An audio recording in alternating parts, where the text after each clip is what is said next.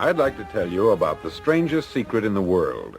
Not long ago, Albert Schweitzer, the great doctor and Nobel Prize winner, was being interviewed in London, and a reporter asked him, "Doctor, what's wrong with men today?" The great doctor was silent a moment, and then he said, "Men simply don't think." And it's about this that I want to talk with you. We live today in a golden age. This is an era that man has looked forward, dreamed of, and worked toward for thousands of years. But since it's here, we pretty well take it for granted. We in America are particularly fortunate to live in the richest land that ever existed on the face of the earth, a land of abundant opportunity for everyone. But do you know what happens? Let's take 100 men who start even at the age of 25. Do you have any idea what will happen to those men by the time they're 65? These 100 men who all start even at the age of 25 believe they're going to be successful. If you asked any one of these men if he wanted to be a success, he'd tell you that he did. And you'd notice that he was eager toward life, that there was a certain sparkle to his eye, an erectness to his carriage, and life seemed like a pretty interesting adventure to him. But by the time they're 65, 1 will be rich, 4 will be financially independent, 5 will still be working, 54 will be broke. Now think a moment. Out of the 100, only 5 make the grade. Why do so many fail? What has happened to the sparkle that was there when they were 25? What's become of the dreams, the hopes, the plans? And why is there such a large disparity between what these men intended to do and what they actually accomplished? When we say about 5% achieve success, we have to define success. And here's the definition. Success is the progressive realization of a worthy ideal. If a man is working toward a predetermined goal and knows where he's going, that man is a success. If he's not doing that, he's a failure. Success is the progressive realization of a worthy ideal. Rollo May, the distinguished psychiatrist, wrote a wonderful book called Man's Search for Himself. And in this book he says, the opposite of courage in our society is not cowardice, it is conformity. And there you have the trouble today. It's conformity. People acting like everyone else, without knowing why, without knowing where they're going. Now think of it. In America right now, there are over 14 million people 65 years of age and over, and about 13 million of these 14 million are broke. They're dependent on someone else for life's necessities. Now, we learn to read by the time we're 7. We learn to make a living by the time we're 25. Usually, by that time, we're not only making a living, we're supporting a family. And yet, by the time we're 65, we haven't learned how to become financially independent in the richest land that has ever been known. Why? We conform. And the trouble is that we're acting like the wrong percentage group, the 95% who don't succeed. Now, why do these people conform? Well, they don't know, really. These people believe that their lives are shaped by circumstances, by things that happen to them, by exterior forces. They're outer-directed people. A survey was made one time that covered a lot of men, working men, and these men were asked this question: why do you work? Why do you get up in the morning? 19 out of 20 had no idea. If you ask them, they'll say, everyone goes to work in the morning. And that's the reason they do it, because everyone else is doing it. Now let's get back to our definition of success. Who succeeds? The only man who succeeds is the man who is progressively realizing a worthy ideal. He's the man who says, I'm going to become this, and then begins to work toward that goal. I'll tell you who the successful people are. A success is the school teacher who's teaching school because that's what she wanted to do. The success is the woman who's a wife and mother because she wanted to become a wife and mother and is doing a good job of it. The success is the man who runs the corner gas station because that's what he wanted to do. The success is the successful salesman who wants to become a top-notch salesman and grow and build with his organization. A success is anyone who is doing deliberately a predetermined job because that's what he decided to do deliberately. But only 1 out of 20 does that.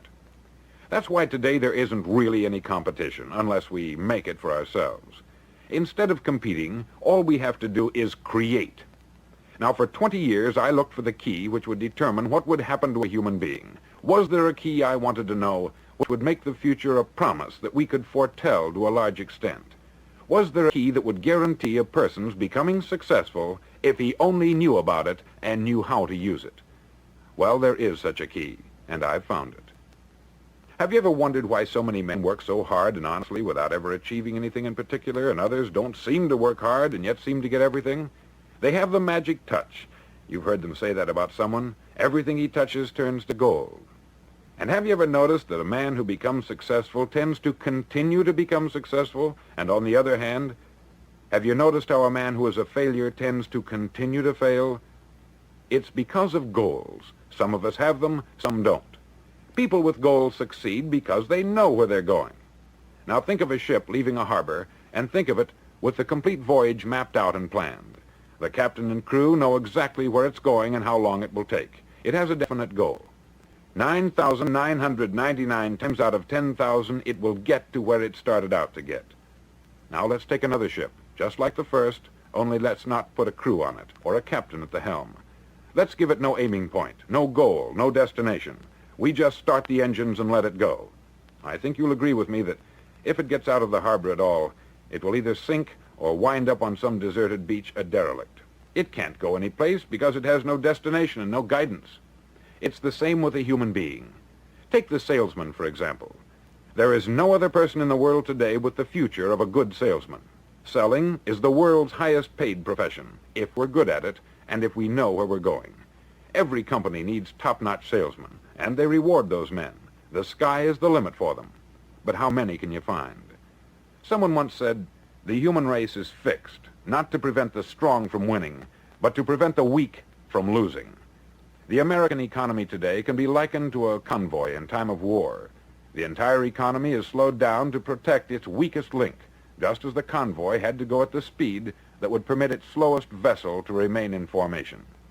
That's why it's so easy to make a living today. It takes no particular brains or talent to make a living and support a family today. So we have a plateau of so-called security, if that's what a person's looking for. But we do have to decide how high above this plateau we want to aim for. Now let's get back to the strangest secret in the world, the story that I wanted to tell you today.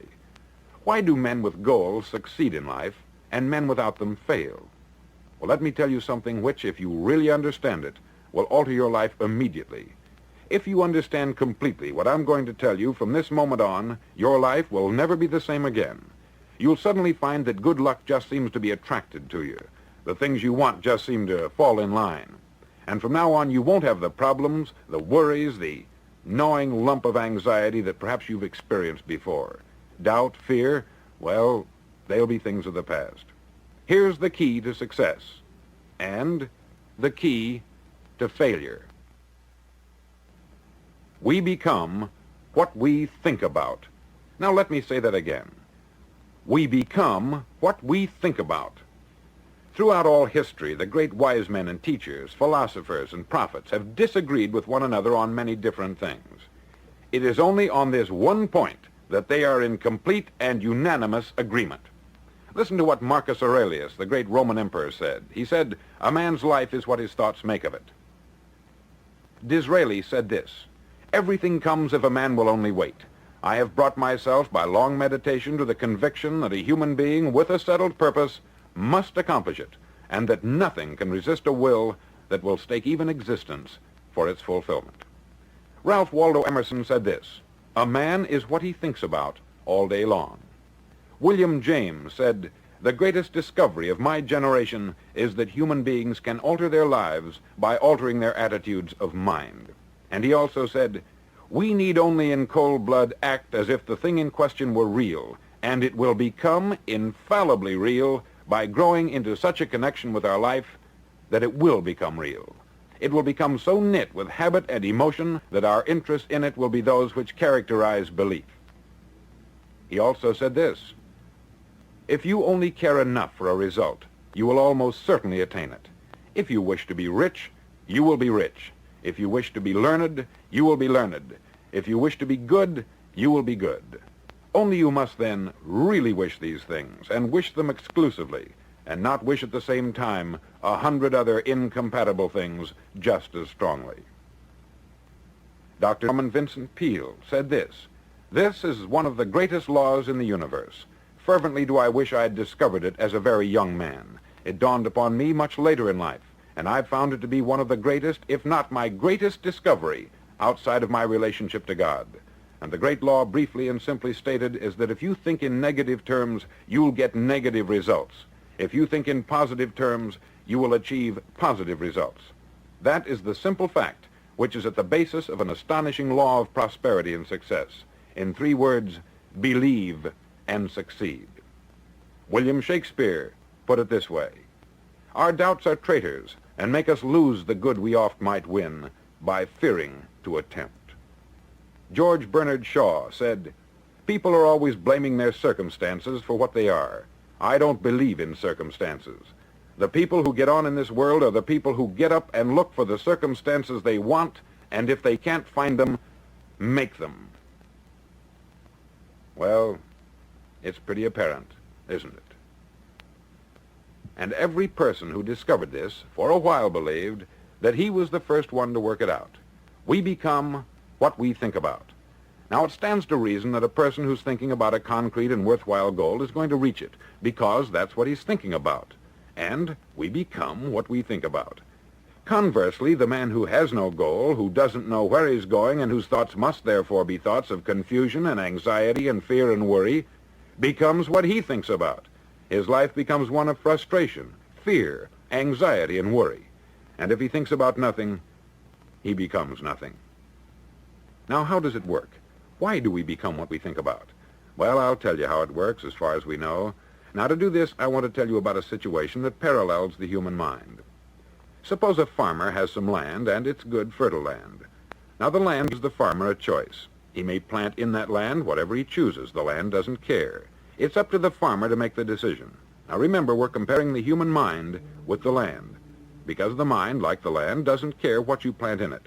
It will return what you plant, but it doesn't care what you plant. Now, let's say that the farmer has 2 seeds in his hand. One is a seed of corn, the other is nightshade, a deadly poison. He digs 2 little holes in the earth and he plants both seeds, one corn, the other nightshade. He covers up the holes, waters, and takes care of the land, and what will happen? Invariably, the land will return what is planted. As it's written in the Bible, as ye sow, so shall ye reap.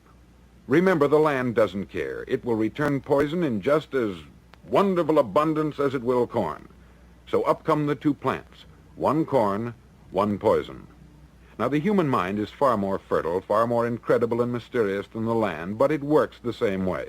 It doesn't care what we plant. Success, failure. A concrete, worthwhile goal, or confusion, misunderstanding, fear, anxiety, and so on. But what we plant, it will return to us. You see, the human mind is the last great unexplored continent on the earth. It contains riches beyond our wildest dreams. It will return anything we want to plant. Now, you might say, well, if that's true, why don't people use their minds more? Well, I think they've figured out an answer to that, too. Our mind comes as standard equipment at birth. It's free, and things that are given to us for nothing we place little value on. Things that we pay money for, we value. The paradox is that exactly the reverse is true. Everything that's really worthwhile in life came to us free.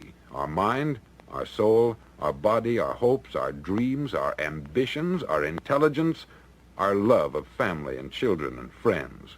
All these priceless possessions are free, but the things that cost us money are actually very cheap and can be replaced at any time.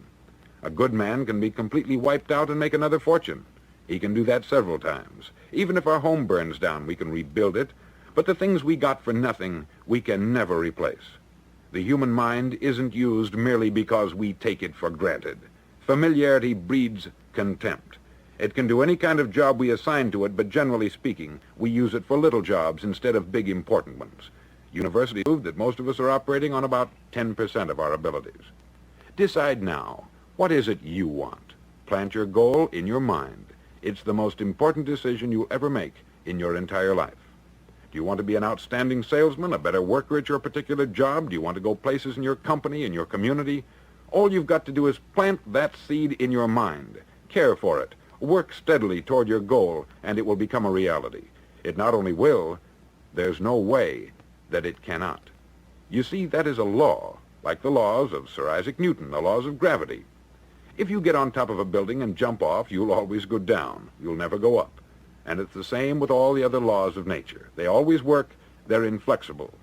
Think about your goal in a relaxed, positive way. Picture yourself in your mind's eye as having already achieved this goal. See yourself doing the things you will be doing when you've reached your goal. Ours has been called the phenobarbital age, the age of ulcers and nervous breakdowns. At a time when medical research has raised us to a new plateau of good health and longevity, far too many of us worry ourselves into an early grave trying to cope with things in our own little personal ways, without learning a few great laws that will take care of everything for us. These things we bring on ourselves through our habitual way of thinking. Every one of us is the sum total of his own thoughts. He is where he is because that is exactly where he really wants to be, whether he'll admit that or not. Each of us must live off the fruit of his thoughts in the future, because what you think today and tomorrow, next month and next year, will mold your life and determine your future. You're guided by your mind. I remember one time I was driving through Arizona and I saw one of those giant earth-moving machines roaring along the road at about 35 miles an hour with what looked like 20 tons of dirt in it, a tremendous, incredible machine, and there was a little man perched way up on top with the wheel in his hands guiding it. And as I drove along, I was struck by the similarity of that machine to the human mind. Just suppose you're sitting at the controls of such a vast source of energy. Are you going to sit back and fold your arms and let it run itself into a ditch? Or are you going to keep both hands firmly on the wheel and control and direct this power to a specific, worthwhile purpose? It's up to you. You're in the driver's seat. You see, the very law that gives us success is a two-edged sword. We must control our thinking. The same rule that can lead a man to a life of success, wealth, happiness, and all the things he's ever dreamed of for himself and his family, that very same law can lead him into the gutter. It's all in how he uses it, for good or for bad. This is the strangest secret in the world. Now, why do I say it's strange, and why do I call it a secret? Actually, it isn't a secret at all. It was first promulgated by some of the earliest wise men, and it appears again and again throughout the Bible. But very few people have learned it, understand it. That's why it's strange, and why, for some equally strange reason, it virtually remains a secret. I believe that you could go out and walk down the main street of your town and ask one man after another what the secret of success is, and you probably wouldn't run into one man in a month who could tell you. Now, this information is enormously valuable to us if we really understand it and apply it. It's valuable to us not only for our own lives, but the lives of those around us, our family, employees, associates, and friends. Life should be an exciting adventure. It should never be a bore. A man should live fully, be alive. He should be glad to get out of bed in the morning. He should be doing a job he likes to do because he does it well. One time I heard Grove Patterson make a speech, the editor-in-chief of the Toledo Daily Blade, and as he concluded his speech, he said something that I've never forgotten. He said something like this: "My years in the newspaper business have convinced me of several things, among them that people are basically good, and that we came from someplace, and we're going someplace. So we should make our time here an exciting adventure. The architect of the universe didn't build a stairway leading nowhere." On side number 1 of this record, I've explained the strangest secret in the world and how it works. Now, on this side, I want to explain how you can prove to yourself the enormous returns possible in your own life by putting this secret to a practical test. I want you to make a test that will last 30 days. Now, it isn't going to be easy. If you'll give it a good try, it will completely change your life for the better.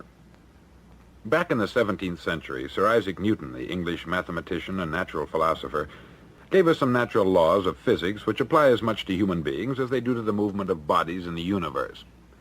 Now, one of these laws is that for every action, there is an equal and opposite reaction. Simply stated, as it applies to you and me, it means we can achieve nothing without paying the price. The results of your 30-day experiment will be in direct proportion to the effort you put forth. To be a doctor, you must pay the price of long years of difficult study. To be successful in selling, and remember that each of us succeeds to the extent of his ability to sell, selling our families on our ideas, selling education in schools, selling our children on the advantages of living a good and honest life, selling our associates and employees on the importance of being exceptional people, to, of course, the profession of selling itself. But to be successful in selling our way to the good life, we must be willing to pay the price. Now, what is that price? Well, it's many things. First, it's understanding emotionally, as well as intellectually, that we literally become what we think about, that we must control our thoughts if we're to control our lives. It's understanding fully that, as ye sow, so shall ye reap. Secondly, it's cutting away all the fetters from the mind and permitting it to soar as it was divinely designed to do. It's the realization that your limitations are self-imposed and that the opportunities for you today are enormous beyond belief. It's rising above narrow-minded pettiness and prejudice.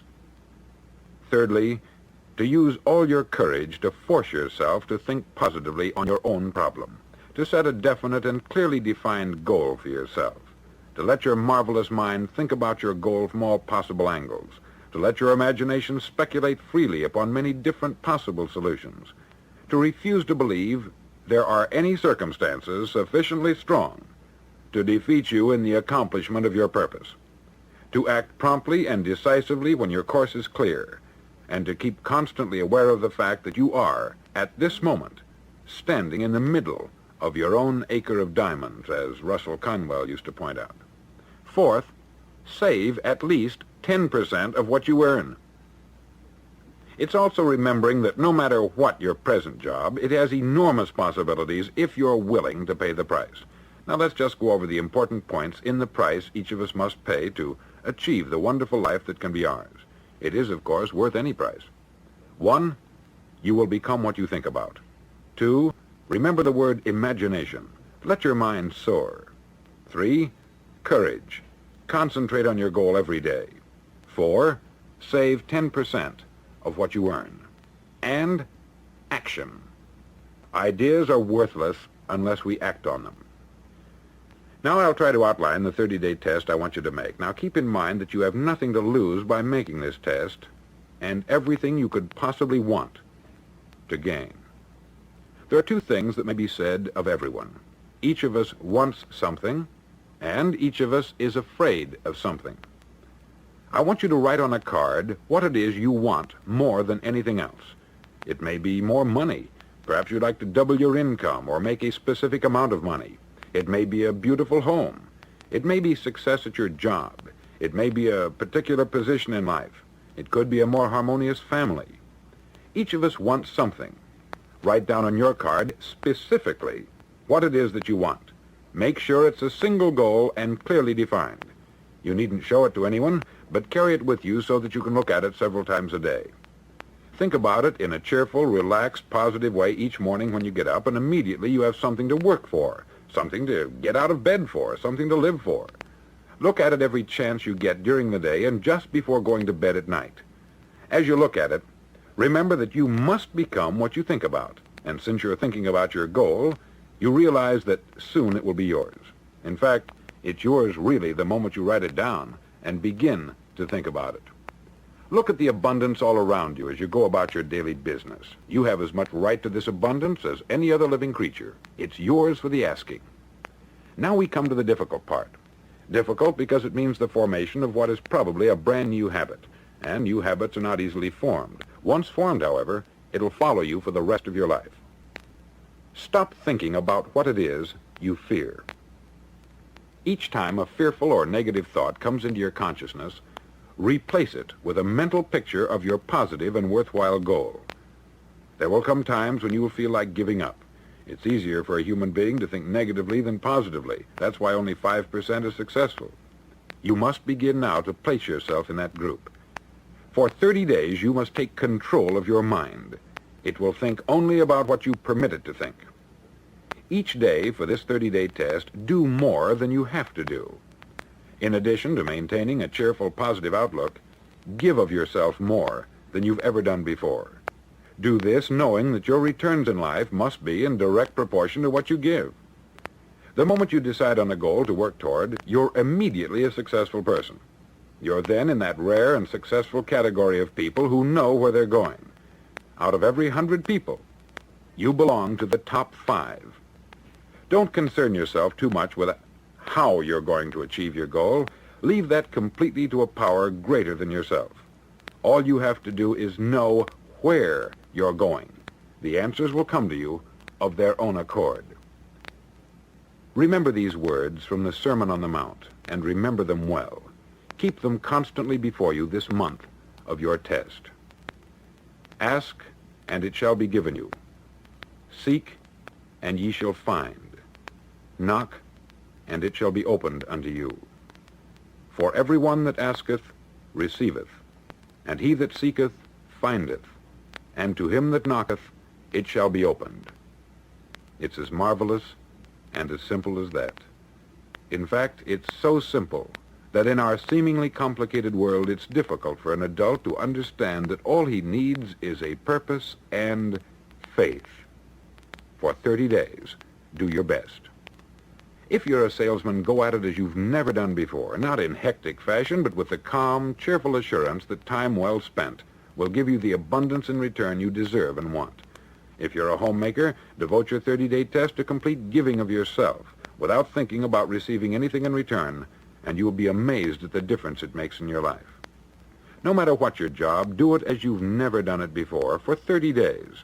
And if you've kept your goal before you every day, you'll wonder and marvel at this new life you've found. Dorothea Brand, outstanding editor and writer, discovered it for herself and tells about it in her fine book, Wake Up and Live. Her entire philosophy is reduced to the words, act as though it were impossible to fail. She made her own test with sincerity and faith, and her entire life was changed to one of overwhelming success. Now you make your test for 30 full days. Don't start your test until you've made up your mind to stick with it. You see, by being persistent, you're demonstrating faith. Persistence is simply another word for faith. If you didn't have faith, you would never persist. If you should fail during your first 30 days, by that I mean suddenly find yourself overwhelmed by negative thoughts, you've got to start over again from that point and go 30 more days. Gradually, your new habit will form until you find yourself one of that wonderful minority to whom virtually nothing is impossible. Don't forget the card. It's vitally important as you begin this new way of living. On one side of the card, write your goal, whatever it may be. On the other side, write the words we've quoted from the Sermon on the Mount. Ask, and it shall be given you. Seek, and ye shall find. Knock, and it shall be opened unto you. In your spare time during your test period, read books that will help you. Inspirational books like the Bible, Dorothea Brand's Wake Up and Live, The Magic of Believing by Claude Bristol, Think and Grow Rich by Napoleon Hill, and other books that instruct and inspire. Nothing great was ever accomplished without inspiration. See that during these crucial first 30 days, your own inspiration is kept at a peak. Above all, don't worry. Worry brings fear, and fear is crippling. The only thing that can cause you to worry during your test is trying to do it all yourself. Know that all you have to do is hold your goal before you. Everything else will take care of itself. Remember also to keep calm and cheerful. Calm and cheerful. Don't let petty things annoy you and get you off course. Now, since making this test is difficult, some may say, well, why should I bother? Well, look at the alternative. No one wants to be a failure. No one really wants to be a mediocre individual. No one wants a life constantly filled with worry, fear, and frustration. Therefore, remember that you must reap that which you sow. If you sow negative thoughts, your life will be filled with negative things. If you sow positive thoughts, your life will be cheerful, successful, and positive. Now, gradually, you will have a tendency to forget what you've heard on this record. Play it often. Keep reminding yourself of what you must do to form this new habit. Gather your whole family about and listen to what's been said here at regular intervals. You know, most men will tell you that they want to make money without understanding the law. The only people who make money work in the mint. The rest of us must earn money. This is what causes those who keep looking for something for nothing or a free ride to fail in life. The only way to earn money is by providing people with services or products which are needed and useful. We exchange our product or service for the other man's money. Therefore, the law is that our financial return will be in direct proportion to our service. Success is not the result of making money. Making money is the result of success. And success is in direct proportion to our service. Most people have this law backwards. They believe that you're successful if you earn a lot of money. The truth is that you can only earn money after you're successful. It's like the story of the man who sat in front of the stove and said to it, "Give me heat, and then I'll add the wood." How many men and women do you know, or do you suppose there are today, who take the same attitude toward life? There are millions. We've got to put the fuel in before we can expect heat. Likewise, we've got to be of service first before we can expect money. Don't concern yourself with the money. Be of service. Build, work, dream, create. Do this, and you'll find there's no limit to the prosperity and abundance that will come to you. Prosperity is founded upon a law of mutual exchange. Any person who contributes to prosperity must prosper in turn himself. Sometimes the return will not come from those you serve, but it must come to you from someplace, for that is the law. For every action, there is an equal and opposite reaction.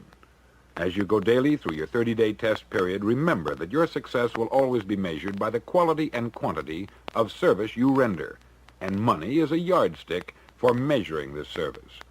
No man can get rich himself unless he enriches others. There are no exceptions to a law. You can drive down any street in America and from your car estimate the service that's being rendered by the people living on that street. Had you ever thought of this yardstick before? It's interesting. Some, like ministers and priests and other devoted people, measure their returns in the realm of the spiritual, but again, their returns are equal to their service. Once this law is fully understood, any thinking person can tell his own fortune. If he wants more, he must be of more service to those from whom he receives his return. If he wants less, he has only to reduce this service.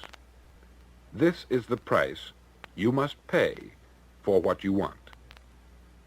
If you believe you can enrich yourself by deluding others, you can only end by deluding yourself. Just as surely as you breathe, you'll get back what you put out. Don't ever make the mistake of thinking you can avert this. It's impossible. The prisons and the streets where the lonely walk are filled with people who tried to make new laws just for themselves. We may avoid the laws of man, but there are greater laws that cannot be broken. An outstanding medical doctor recently pointed out 6 steps that will help you realize success. 1, set yourself a definite goal. 2, quit running yourself down. 3, stop thinking of all the reasons why you cannot be successful, and instead think of all the reasons why you can. 4, trace your attitudes back through your childhood and try to discover where you first got the idea you couldn't be a success, if that's the way you've been thinking. 5, change the image you have of yourself by writing out a description of the person you would like to be. And 6, act the part of the successful person you have decided to become. The doctor who wrote those words is a noted West Coast psychiatrist, David Harold Fink, M.D. Do what all the experts since the dawn of recorded history have told you you must do. Pay the price by becoming the person you want to become. It's not nearly as difficult as living unsuccessfully. Make your 30-day test. Then repeat it. Then repeat it again. Each time it will become more a part of you until you'll wonder how you could ever have lived any other way. Live this new way, and the floodgates of abundance will open and pour over you more riches than you may have dreamed existed. Money? Yes, lots of it. But what's more important, you'll have peace. You'll be in that wonderful minority who lead calm, cheerful, successful lives. Start today. You have nothing to lose, but you have a life to win.